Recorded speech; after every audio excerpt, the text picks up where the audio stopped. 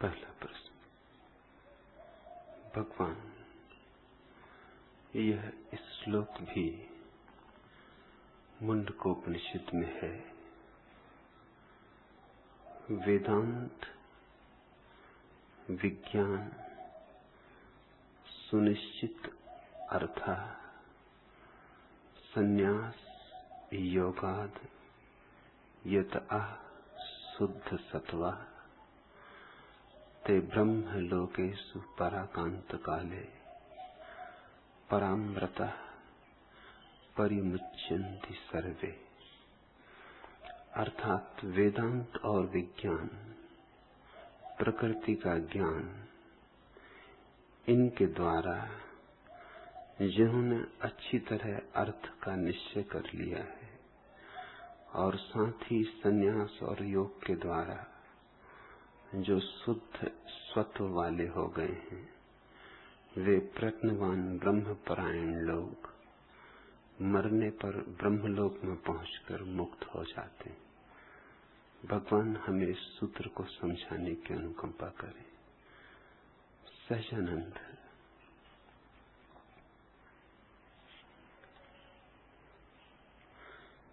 यह सूत्र तो मूल्यवान है, लेकिन इसकी जो व्याख्याएं की गई हैं अब तक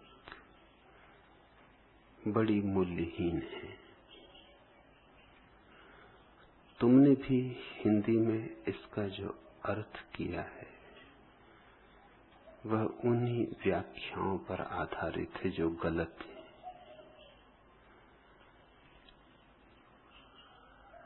और गलत व्याख्या बहुत दिनों तक चलती रहे तो ठीक मालूम होने लगती है। पुनरुक्ति का एक सम्मोहन है, जादू है। अडोल्फ हिटलर ने अपनी आत्मकथा मेन कैंप में लिखा है कि झूठ को अगर बार बार दोहराया जाए तो वह सत्य हो जाता है। और उसने ऐसा लिखा ही नहीं, उसने बड़े से बड़े झूठों को सत्य करके दिखा भी दिया। सिर्फ पुनरुक्ति के बल पर दोहराया गया। पहले लोग हंसे, फिर लोग सोचने लगे, फिर धीरे धीरे लोग स्वीकार करने लगे। विज्ञापन की सारी कला ही इस बात पर आधारित है, दोहराए जाओ। फिर चाहे हेमा मालिनी का सौंदर्य हो और चाहे परवीन बाबी का, सबका राज लक्स टॉयलेट साबुन में है।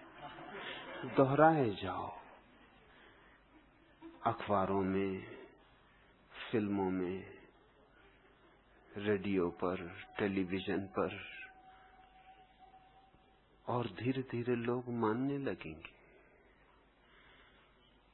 और एक अचेतन छाप पड़ जाती। और फिर तुम जब बाजार में साबुन खरीदने जाओगे और दुकानदार पूछेगा कौन सा साबुन, तो तुम सोचते हो कि तुम लक्स टॉयलेट खरीद रहे हो, तुमसे खरीदवा जा रहा है। वो जो तुमने पढ़ा है बार बार, तुम कहते हो लक्स टॉयलेट दे दो। तुम यही सोचते हो, यही मानते हो कि तुमने खरीदा, मगर तुम भ्रांति में हो। पुनरुक्ति ने तुम्हें सम्मोहित कर दिया। नए नए जब पहली दफा विद्युत के विज्ञापन बने तो वे थिर होते थे। फिर वैज्ञानिकों ने कहा कि थिर का वो परिणाम नहीं होता। जैसे लक्स टॉयलेट लिखा हो बिजली के अक्षरों में और थिर रहे अक्षर, तो आदमी एक ही बार पढ़ेगा। लेकिन अक्षर जलें बुझें, तो जितनी बार जलेंगे बुझेंगे उतनी बार पढ़ने को मजबूर होना पड़ेगा।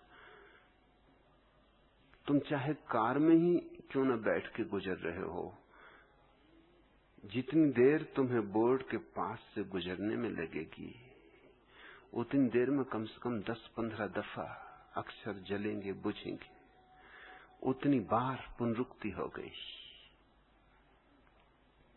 उतनी पुनरुक्ति तुम्हारे भीतर बैठ गई।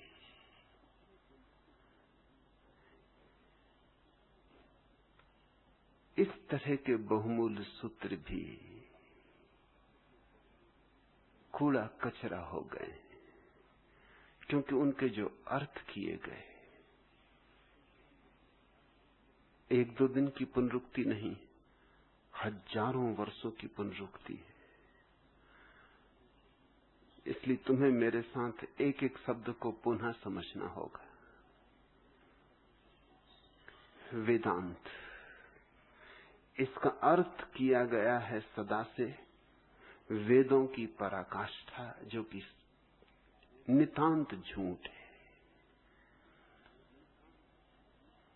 क्योंकि उपनिषद वेदों की पराकाष्ठा नहीं है, वेदों से बगावत है, विद्रोह है। उपनिषद यानी वेदांत। लेकिन इस झूठ को इतना दोहराया गया कि उपनिषदों में वेदों की पराकाष्ठा है। जैसे फूलों की गंध होती, ऐसे वेदों के वृक्षों पर उपनिषद के फूल लगे। इन फूलों में जो गंध उठ रही, उसकी जड़ें वेदों में। यह बात सच नहीं है। वेदांत का अर्थ होता है जहां वेद समाप्त हो गए, जहां वेदों का अंत हो गया, उसके बाद जो यात्रा है, उसके बाद जो आयाम है, शास्त्रों के पार, वेदों के पार, शब्दों के पार, सिद्धांतों के पार, वह वेदांत है। वेद बहुत लौकिक है। कहीं भूले चूके कोई सूत्र आ जाता है जो प्यारा है, 99% तो कचरा है। उपनिषद उस कचरे की पराकाष्ठा नहीं। उपनिषदों में वेदों का स्पष्ट विरोध है। कृष्ण ने भी गीता में वेदों का स्पष्ट विरोध किया है, लेकिन विरोध करने का ढंग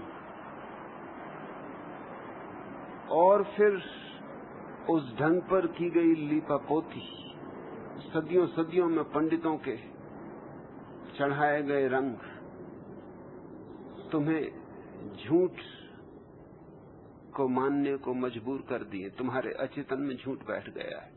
कृष्ण ने गीता में स्पष्ट कहा है कि वेद लौकिक है, सांसारिक है।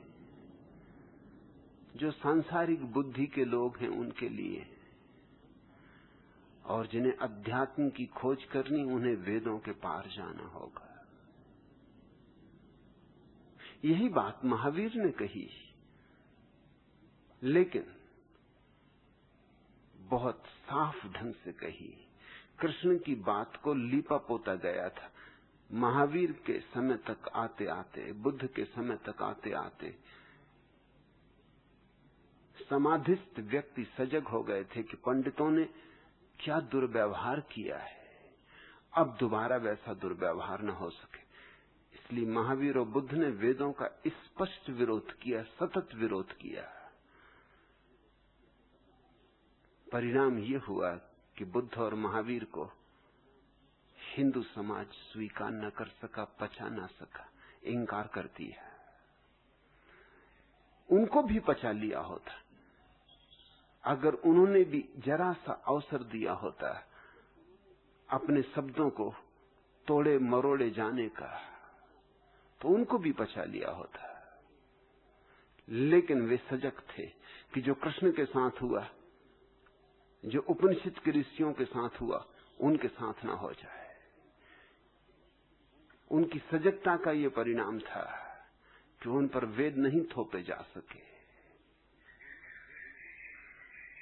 नहीं थोपे जा सके तो हिंदुओं के पास एक ही उपाय था कि बुद्ध और महावीर की निंदा करें, उनको उखाड़ फेंके। बुद्ध को तो बिल्कुल उखाड़ फेंका भारत से। भारत में उनकी कोई रूपरेखा न बची, कोई नाम लेवा न बचा। महावीर को इस बुरी तरह से नहीं उखाड़ा, और उसका भी कारण था, क्योंकि महावीर की बात बहुत लोगों तक पहुंच नहीं सकती थी।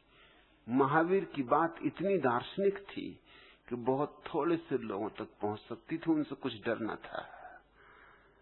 पहुंच के भी क्या होगा, बहुत थोड़े से लोग ही उसको समझ पाएंगे। बुद्ध की बात बड़ी सीधी थी, साफ थी, वो करोड़ों लोगों तक पहुंच सकती थी, उसमें खतरा था। वेदांत का अर्थ तुम समझ लो, वेदों की पराकाष्ठा नहीं। वेदांत का अर्थ सीधा है, जहां वेदों का अंत हो जाता है, वेदों की जहां मृत्यु हो जाती, वेदों की राख से जो उठता है वह वेदांत है, वेदों की पराकाष्ठा नहीं। वेदों से बगावत, विद्रोह, और होगी भी ये बगावत, क्योंकि वेद हैं क्या? अगर तुम वेदों के पन्ने उल्टाओ, कहीं से भी खोल लो वेद को, तो तुम चकित होगे कि क्यों इन शब्दों को, इन सूत्रों को धर्म का नाम दिया गया है। साधारण आकांक्षाएं हैं। कोई मांग रहा है फसल ज्यादा हो जाए, कोई मांग रहा है इंद्र से कि वर्षा ज्यादा हो जाए, कोई मांग रहा है धन धान्य, कोई मांग रहा है उसके गऊओं के थनों में दूध ही दूध भर जाए। और इतना ही नहीं, उसके दुश्मन की गऊओं के थन बिल्कुल सूख जाएं। मेरे खेत में वर्षा हो, इतना ही नहीं, पड़ोसी के खेत में वर्षा हो ही ना। यह भी, इसको अध्यात्म कहोगे? ये तो बड़ी निम्न वृत्तियां हुई। मेरे शत्रुओं को नष्ट कर दे है इंद्र देवता, उन पर बिजली गिरा दे, उनको राख कर दे। इसको अध्यात्म और धर्म कहोगे? यह तो मनुष्य की सामान्य ईर्षाएं, शत्रुताएं, हिंसाएं, वह मनुष्य उसके ही प्रतीक हैं। जरूर कहीं कहीं वेद में कोई सूत्र आ जाता है जो बड़ा प्यारा है, लेकिन 100 में एक बार, 99 बार तो कचरा ही हाथ लगेगा, और उस कचरे में वो हीरे भी खो गए। उपनिषद हीरे ही हीरे हैं, वहां कचरा नहीं। उपनिषद शब्द भी बड़ा प्यारा है, उसे समझो तो वेदांत भी समझ में आ जाएगा। उपनिषद का अर्थ होता है गुरु के पास बैठना। उपनिषद, पास बैठना, बस इतना ही अर्थ है उपनिषद का। गुरु के पास मौन होकर बैठना, जिसने जाना है उसके पास शून्य होकर बैठना, और उस बैठने में ही हृदय से हृदय आंदोलित हो जाते हैं। उस बैठने में ही सत्संग फल जाता है। जो नहीं कहा जा सकता वह कहा जाता है, जो नहीं सुना जा सकता वह सुना जाता है। हृदय की वीणा बज उठती, जिसने जाना है उसकी वीणा बज रही, जिसने नहीं जाना है वो अगर पास सरक आए तो उसके तारों में भी टंकार हो जाती। संगीतज्ञों का ये अनुभव है, अगर एक ही कमरे में,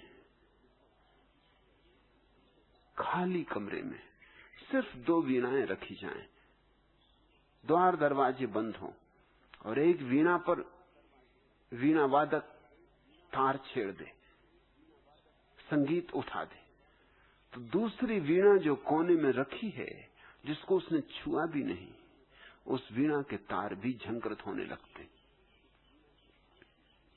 एक वीणा बजती है तो हवाओं में,